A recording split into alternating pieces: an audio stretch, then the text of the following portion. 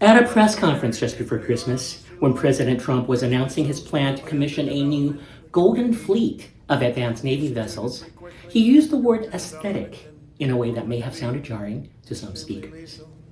The U.S. Navy will lead the design of these ships along with me because I'm a very aesthetic person. I'm a very aesthetic person. Is that the right way to use the word aesthetic? To many speakers of standard English, the answer is no. Because, well, aesthetic is a noun, right? They use the word aesthetic in an improper way. Yeah. They have now taken words and made them new words, which is not a thing. The Cambridge Dictionary of American English defines aesthetic as the particular style of appearance that something or someone has. It gives the example: the room has a country cottage aesthetic. Martha's personal aesthetic is very theatrical. So it seems that it isn't correct to use aesthetic as a gradable adjective. You cannot talk about being a very aesthetic person. But wait, if you look on TikTok and Instagram, you'll see countless posts like these. Elsa is so aesthetic. This cafe is so aesthetic. Amsterdam is so aesthetic. So on social media, it seems, everybody is using aesthetic as a gradable adjective. Now, how do we explain this disconnect? Well, the word aesthetic, you see, is undergoing a very common change, and in the process, it is creating a generational divide. To boomers and Gen Xers, aesthetic is mostly a noun, as in, the room has a vintage aesthetic. The design exudes a premium aesthetic. Whereas to Gen Z, aesthetic can be used as a gradable adjective, meaning design forward and tastefully coordinated, as in, these DIYs are so easy to make, they look so aesthetic. Because everything needs to be so damn on brand. You have to be so aesthetic, so curated, and always put together. And in other contexts, aesthetic has generalized to mean simply nice looking. We're just so damn aesthetic, I gotta give us credit. The two of us perfectly made in every way, and they just can't help but say we're so aesthetic. We got those good. The linguistic process in which a word changes its part of speech, in this case from a noun to an adjective, is known as conversion. Conversion is very common in the languages of the world, and nouns change to adjectives all the time. Take the word fun, for example. Fun started out as a noun. We had joy, we had fun, we had... But later, fun developed into an adjective, as in, that is a very fun game. Or to give a more recent example, take the word fire.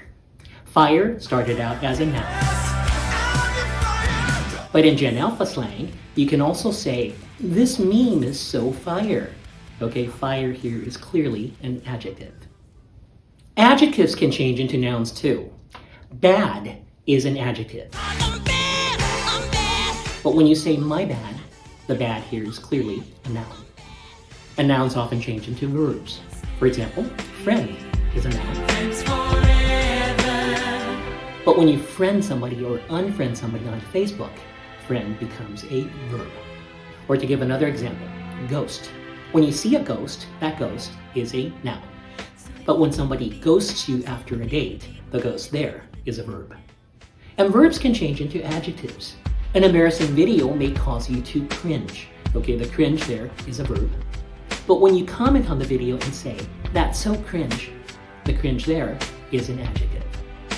So over time, words can develop new parts of speech, and the adjectival use of aesthetic is a prime example of this. I should mention also, though, that the use of aesthetic as a gradable adjective is not entirely new. The Oxford English Dictionary gives several examples from the 1800s that are identical to the way Gen Z uses the word now. So for example, from Charles Darwin in 1871 in his book The Descent of Man, birds appear to be the most aesthetic of all animals. And from a personal correspondence in 1844, he is highly aesthetic, but not very genial. So in a way, Gen Z appears to be reviving an older usage that has fallen out of favor in the English language. Now, does that mean that President Trump, when he says, I'm a very aesthetic person, and he said this more than once. This arm has to be a different shape, and you got to chisel that. I'm a very aesthetic person, believe me. Except with women, I don't care what a woman looks like. And I'm not a fan of some of the ships you do. I'm a very aesthetic person, and I don't like some of the ships. Does it mean that he's more attuned to the language of the younger generation than your typical politician? Well, maybe, but not entirely. You see, when he says, I'm a very aesthetic person, his part of speech is spot on, but the meaning is off.